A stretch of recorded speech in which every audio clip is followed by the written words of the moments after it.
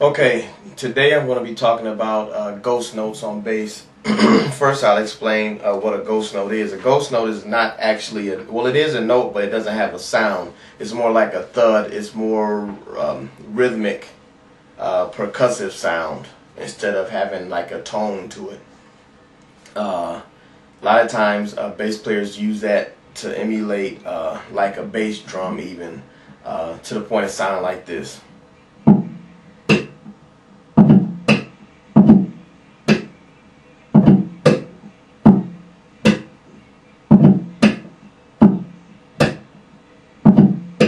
And the way you do it is you put your fingers on the fret, on the string, I'm sorry, you put your finger on the string, but you don't push down, because if you push down it sounds like this.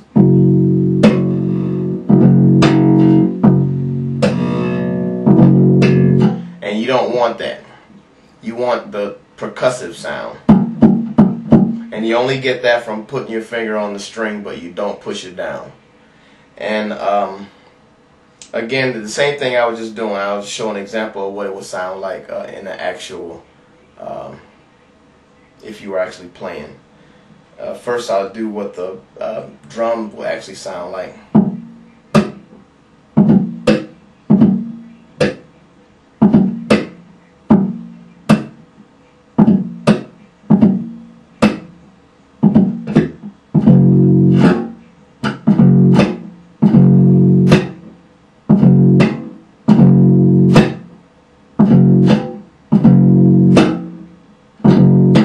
And what I'm doing there is the first note that I'm hitting is the ghost note, and the second one is when you push the fret down, so it sounds like this.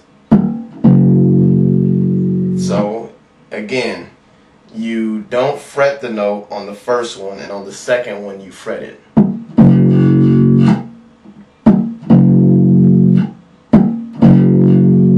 And that's how you get the accent, like it's a shuffle type beat.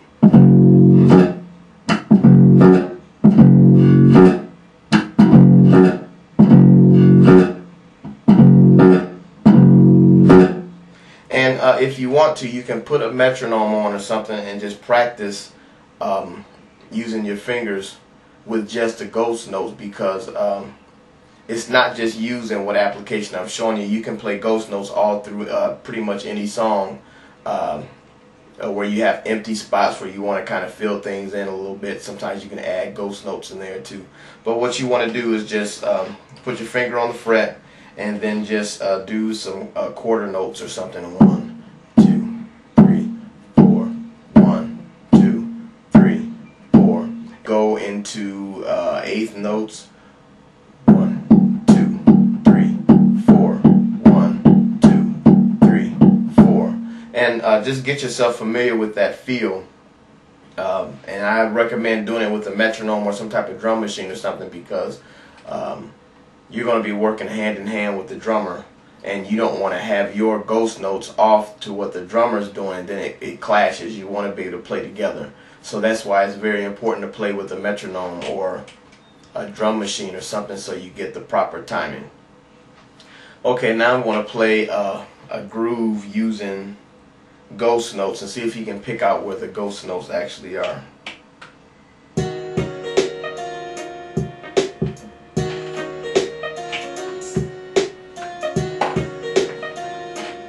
Okay, here we go.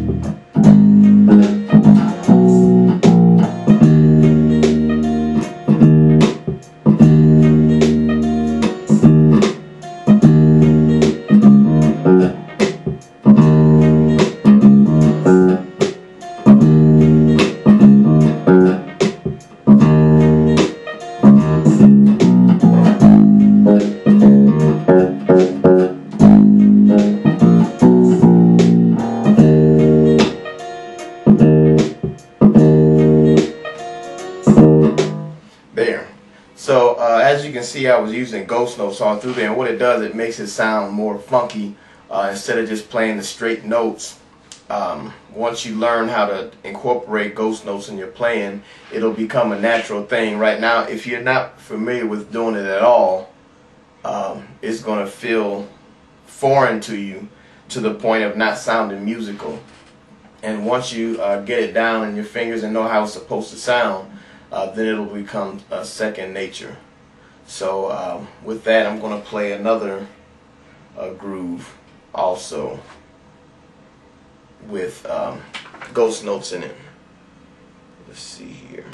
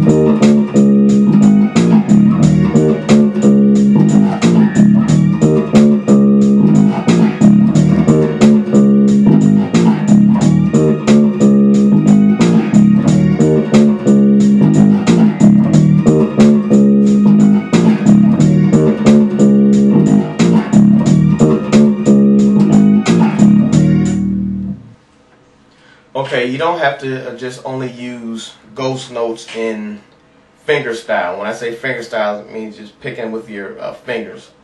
You don't always have to use ghost notes just for doing that. You can also use it for slapping and popping also, to imply different rhythms and things too. It's the same principle, you're just striking a string different.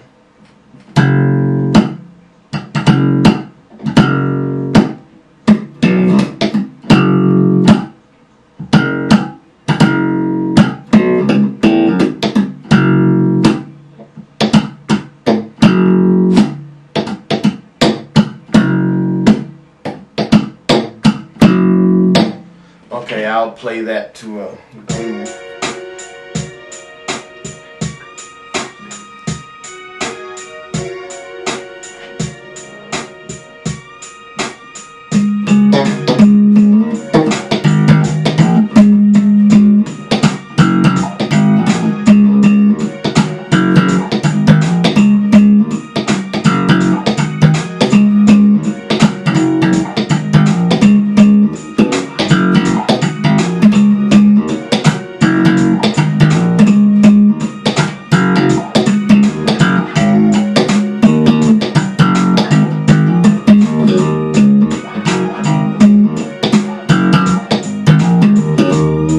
Paying attention, you're hearing that popping in there.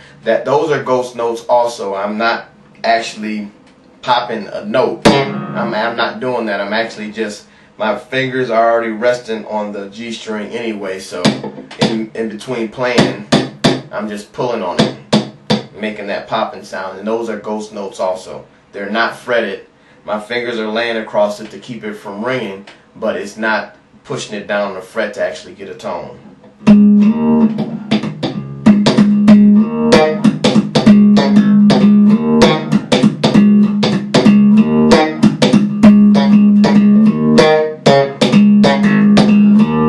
There. So again, have fun with it. Practice as much as you can to a metronome or drum machine so you can get it down and you can start actually playing some rhythms with ghost notes.